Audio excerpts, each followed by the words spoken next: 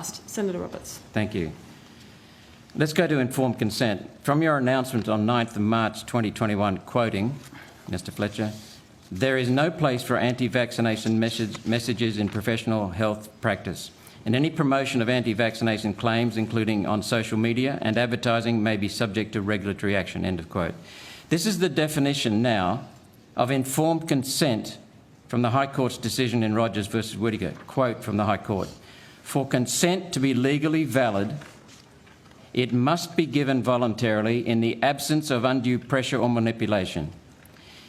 It can only be given after the potential risks and benefits of the relevant vaccine, the risk of not having it, and any alternative options have been explained to the person."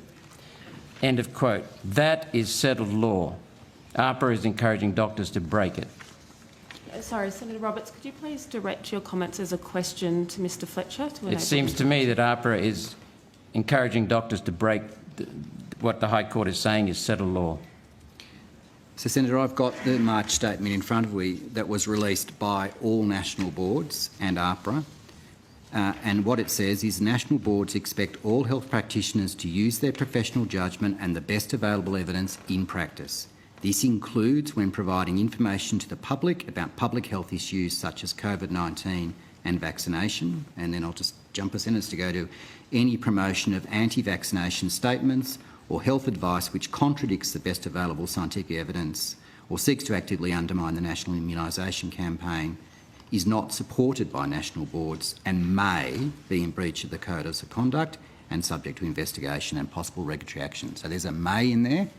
And as I say, if we have a concern, if we receive a complaint, we look at that on a case-by-case basis, and there is always an opportunity for that practitioner to set forth how they believe they've met the requirements of the code of conduct, because again, I want to state this reflects what has always been in place in relation to the expectations of the behaviour of registered doctors and other health practitioners. And the statement also makes clear if they, in the case of conscientious objection, for example, a practitioner's personal beliefs, they should inform their patient and they should create referral options for that patient. Mr Fletcher, have you or any members of your board obtained personal legal advice on this issue? No. You haven't? Okay. I'd like to just go on with the last question.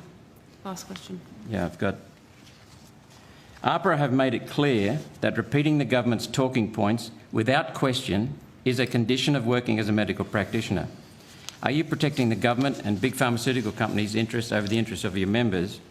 And by your brazen and in what I consider immoral actions, haven't you and others in health, are you confident in your control of the medical system?